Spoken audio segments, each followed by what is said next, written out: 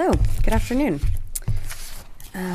All right, just a few things here at the top, and then happy to jump in and take your questions.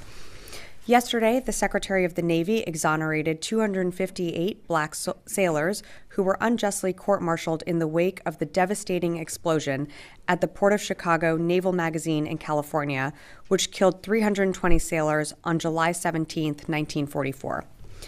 After a thorough review of the case and related materials, the General Counsel of the Navy concluded that there were significant legal errors during the courts-martial and that the defendants were improperly tried together despite conflicting interests and denied a meaningful right to counsel.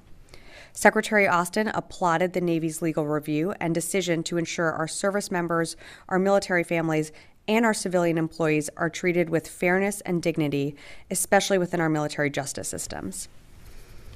Switching gears, as you know, U.S. Central Command has been executing operations to surge humanitarian aid into Gaza through air, land, and sea. Yesterday, the Department of Defense announced that the temporary pier, or the joint logistics over-the-shore capability that has been used to surge humanitarian assistance into Gaza through a maritime corridor, has concluded its operations. With collaboration from 12 nations, international partners, USAID, and the United Nations, the temporary pier successfully delivered nearly 20 million pounds of aid, which is the highest volume of humanitarian assistance the U.S. military has ever delivered into the Middle East. The temporary pier achieved its goal of providing an additive means of delivering high volumes of humanitarian aid to the people of Gaza. In the coming days, CENTCOM will work with USAID to deliver the remaining aid commodities currently afloat to the Port of Ashdod in Israel for onward distribution to Gaza, and will provide coordination and liaison support for humanitarian aid deliveries at the request of USAID when appropriate. And finally, the chairman of the Joint Chiefs of Staff, General C.Q. Brown Jr., met today with the Japanese State Minister of Defense, Japan Chief of Staff, and the chairman of the Republic of Korea Joint Chiefs of Staff in Tokyo. The military leaders discussed progress on the trilateral defense relationship, exchanged assessments on the regional security situation, stressed the importance of enhancing close trilateral coordination in response to the provocation posed by the DPRK, and reaffirmed their positions regarding the escalatory, dangerous, and aggressive behavior by the People's Republic of China throughout the region. The Tri-Chad leaders underscored that U.S.-Japan ROC security cooperation is critical not only to the security and prosperity of the Indo-Pacific region, but also to their shared global interest to ensure peace and stability in the Korean Peninsula, the Indo-Pacific, and beyond. And with that, I'd be happy to take your questions. Lita. Hi, thanks, Sabrina. Can you just clarify a couple of things on the pier? The Army boats were used all along to transfer the aid from the floating dock to the Trident Pier. Will they be used to take aid from the dock, if there's any left there, to Ashdod at all, do you know? And just a couple of points on that. Sure. Sorry, just for clarification, which dock are you referring to? The pier itself? They were being used to take aid that was, the aid came from Cyprus to the big floating dock that was several miles offshore. The Army boats were used to take the aid from there to the Trident Pier. Oh, I see what you're saying. Right? Are they going to be used to take the aid from the dock, floating dock, to Ashdod? I believe, from my understanding, it's the aid that's on our ships right now will just be offloaded in Ashdod and then driven by contracted drivers or drivers that the WFP have identified into Israel. I'm not aware that those Army boats will have a role in that because the aid is already on the ships that would then pull into Ashdod and have it be directly transloaded. And are these largely the DOT and commercial ships, or are these also Navy ships? It's my understanding that these are U.S. military ships that are continuing to, that have the aid. And as you heard Vice Admiral Cooper yesterday say, that we are committed to making sure that the aid that has been transloaded onto our ships is transloaded off of our ships into Ashdod for further distribution into Gaza. So are these ships that are in Cyprus, or are these ships that are at the pier? I believe these are ships that are making its way or already at the pier. Look, this is ongoing moving. I believe also there's a few million pounds of aid that are on each of our vessels that need to be transloaded off. So it's going to take some time. We're committed to doing that, but how we do that for more specifics, I direct you to CENTCOM just for more specifics if you want specific ships. But we're just committed to making sure that aid gets to Gaza. Okay. And is that all in addition to the 5 million pounds of aid that Admiral Cooper yesterday said was still in Cyprus? I believe what Admiral Cooper was referring to is there's 5 million pounds of aid total between Cyprus and on the ships that will get moved through the Ashdod corridor down into Gaza. So it's a total figure. Last question. Sure. Will the military be involved at all in what is the future plan now to deliver aid from Cyprus to directly to the Ashdod pier and then from the pier into Gaza? Will the military have a role in that other than the coordination cell? Our role will mainly shift to an advisory role. In the immediate future, we're going to maintain some coordination elements that have been in place, such as the coordination cell that is in Cyprus and in Israel. We want to make sure that aid is going to continue to flow into Gaza. But this new route that aid flows through Ashdod will ultimately be managed by USAID and other humanitarian organizations. So I'd include the World Food Program in that as well. Okay, so then the coordination cell participation goes right away? now, the coordination cell is still stood up and will remain in place for for a short time in the immediate. But we are working to ensure that all the aid gets into Gaza, and in order to do that, from what's on our ships and what's still at Cyprus, that coordination cell is still stood up. Yes. Thank you. So I have a couple on Ukraine, then one on the Gaza Pier following. Sure. So we heard Republican Vice President nominee Mr. Vance has repeatedly argued against military aid to Ukraine, and he said that the U.S., I quote, lacks the capacity to manufacture the amount of weapons Ukraine needs to win the war, in particular 155 millimeter shells and Patriot interceptors. What can you say to that? So as you can appreciate, not going to comment on political speeches or the campaign, but I think what you've seen from this department and from this administration is a commitment to Ukraine for as long as it takes. And that's what we're focused on. I think it's important to remember, too, that under this administration, we've invigorated our defense industrial base, and we are creating jobs right here at home when it comes to manufacturing 155 millimeter rounds and other capabilities that are not only enhancing our defense industrial base, but helping the Ukrainians. I also would push back on the notion that Ukraine can't win this war. We have seen them be incredibly successful on the battlefield. They continue to dig in and push the Russians back. This was never going to be over in a day. This is going to take time, and it has taken time, and it's going to continue to take time. And the support that Ukraine has garnered from all around the world, I think, is a true testament to the United States' also commitment to them. So appreciate the question, but I can only really speak to what the department is doing and what we're committed to doing. Right. Sabrina, can you, do you have a breakdown of how much funding has been allocated from this latest supplemental for military aid packages to Ukraine, and how much is still left? I don't have a breakdown on from allocations of different PDA packages from the supplemental when it was last authorized. I mean, we've put out a press release every time we've authorized a drawdown package or a USAI, so I just encourage you to look back on what we have announced. I just don't have that breakdown by package in front of me. Latest on the Gaza pier. Sure. So what ultimately led to the decision to dismantle the pier before all aid from Cyprus arrived in Gaza? And is there a final cost for the Gaza pier? Because we heard Vice Admiral Cooper said it came under other cost.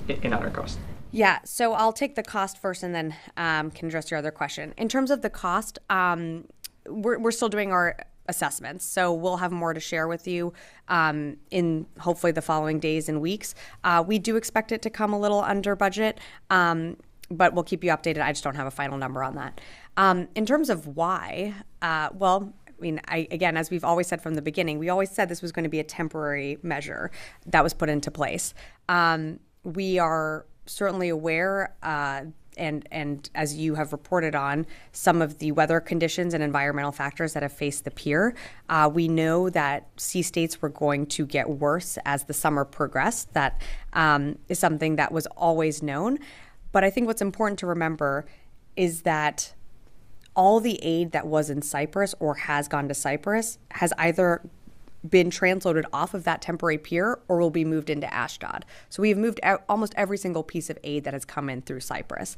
So I think that's very important to remember. I also think that it's important to remember that this pier delivered the highest volume of humanitarian assistance the U.S. military has ever delivered to the Middle East. So I know there have been criticisms, and I know from some people here in this room, and I know that there have been some setbacks when it has come to the pier. But at the end of the day, we delivered nearly 20 million pounds of aid, and I think that is a real testament to the commitment of our personnel at CENTCOM, and the commitment to also ensuring that other avenues opened up, such as the Ashdod corridor. Natasha. Thanks, Sabrina. So just one clarifying question. So yesterday, Admiral Cooper, he told reporters that, at least for the near term, quote, we expect to use the same vessels that have been transporting aid from Cyprus to the pier, now using those same vessels transporting aid from Cyprus to Ashdod. Yeah. But you said a few minutes ago, I think, that it would be mostly an advisory role. So which is it? Is it an advisory role, or is it actually the military transporting this aid, continuing transporting the aid from Cyprus to Ashdod now? So once we complete the transfer of aid of the, I think Admiral Cooper mentioned about 5 million pounds of aid still needs to be loaded off of our ships. That's when our role will transition into more of an advisory role, but we have to complete that transfer of aid. So it's not like the aid is going to sit on our ships and all of a sudden it's not going to move off or go anywhere. We're going to help, of course, with offloading it into Ashdod. And then once that aid moves off into Ashdod and moves into Gaza, this is going to be a mission that transitions into a next phase, which will be managed by USAID and other partners. Okay, thanks. Yeah, Liz. Thanks. Earlier this week, there was some reporting that Al-Assad Air Base in Iraq was targeted by some Iranian proxy drones. Do you have any details of what happened, how many were shot down? Yeah, thanks, Liz, for the question. So that's correct. On July 16th, 2 one-way attack UAS systems attacked U.S. and coalition forces at Al-Assad Air Base in Iraq. One system was successfully destroyed and one impacted the base, but it caused minimal damage. Yeah. Konstantin. Thanks. So the National Guard Bureau Chief, General Hokanson, is retiring in 2 weeks, I believe. A replacement for him has not been announced. Has the Pentagon sent a recommendation or a name to the White House? Yeah, so as you know, all nominations and announcements will come from the White House. I don't have anything to read out today, and certainly wouldn't get into conversations that we're having with the White House. But when we have that announcement ready to be made, it will be public. I mean, it looks like we're setting up a situation where there's basically not going to be a transition period between Hokanson and whoever replaces him. Is there any concern from the Pentagon that there's not a replacement ready to go? Again, no, there is not. Yes, Charlie. Sabrina, forgive me this question. Is there any reaction from Defense Secretary Austin after President Biden appeared to blank his name in a recent interview? I've seen that clip, and I will say that I would urge you to look at the full context of the clip as he was answering a question, I believe, more about the administration more broadly, but would refer you to the White House for more of his comments. The secretary has absolute confidence in the president. He was just with the president for at least 2 days at the NATO summit, spent many, many hours with him in bilateral meetings, was there for his press conference. He has absolute confidence in the president. But no reaction from this specific interview? No reaction from the specific interview other than that he has absolute confidence in the president. Thank you. Yeah, yes. Thank you, Sabrina. Recently, UNRWA has been announced that 5 of their schools in Gaza has been targeted by the Israeli military in the last 10 days. And these schools were using as refugee camps. So these strikes came despite of calls from the Secretary Austin to his Israeli counterpart to take all necessary steps to minimize civilian harm. Do you believe that the Israelis take this warning seriously, and what do you say about that? So I haven't seen, and I apologize, I haven't seen the exact reports that you're referencing. We do believe that the Israelis do take our concerns seriously. Civilian casualties and the need to reduce civilian casualties is a topic of conversation on almost every single call that the Secretary has done with Minister Gallant, and that continues not just at his level, but at other levels throughout this building and the interagency. So it's something that we take very seriously. We think our concerns are being heard. We have seen behaviors change. There's absolutely the need, and there must be more done. But I just can't address those specific reports. Unfortunately, I just haven't seen them. Yeah, Noah.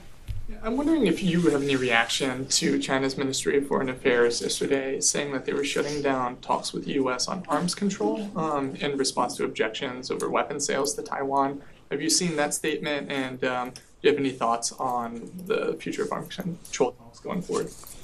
Yeah, I'm just not going to respond to the statement, but I can tell you that we have a commitment to the One China policy. You've seen the Secretary continue to raise concerns about the PRC's behavior within the region, and as I read out at the top, the chairman was just there in the region, not only deepening ties there, but also raising concerns about some of the behavior and activity that we're seeing. So I'll just leave it at that. Mm-hmm. There was Okay, also some confusion on when they were actually paused, whether it took place earlier in the summer after new President Lai's speech in Taiwan, or whether it actually was cut yesterday or this week. Do you have any sense on that? Yeah, I'm just not going to be able to provide more on that, but thank you. Yes. Thanks. I wanted to ask if you could give us an update, if possible, on the AUKUS agreement. Are there any next steps? I thought I heard plans to make an announcement this fall. I don't know if that was under Pillar 2 or just some other steps in the AUKUS agreement. I don't have any announcements today, but certainly when it comes to AUKUS, and I know that's something that has been of interest, we always, of course, make those and read those out, but I just don't have anything for you today. Thank you. Yeah, of course. Yes. Thank you, Sabrina. On the attack on Al-Assad air base, do you know specifically which group launched the attack? No, I don't have specifics to name, or I don't have a specific group. We know that these are IRGC-backed militias that have launched these attacks on U.S. forces in the past. Most likely, more than not, it is one of those affiliate groups, but I can't give you specifics other than that. One more. From a military perspective, how do you look at the attempts by Turkey and Syria to normalize their relations? Does it come up with any U.S. posture change in case these two states reach to a point that normalize their ties? Yeah, I just don't have anything for you on that. We have our own relationship with Turkey. We'll continue to engage our counterparts there, but I just don't have more for you on that one. Liz. Thanks. Just to follow up on the Al-Assad Sure. attack, was this the first attack on a U.S. military base in the Middle East since February? Yes, that's correct. And is there any sense that these attacks from these proxy groups are going to resume, or do you think this was a one-off? Can't predict the future. As you know, I wouldn't also speculate on that, and can't get into intelligence matters. But we certainly don't want to see these attacks resume on our forces, and we've made that clear both, publicly and privately.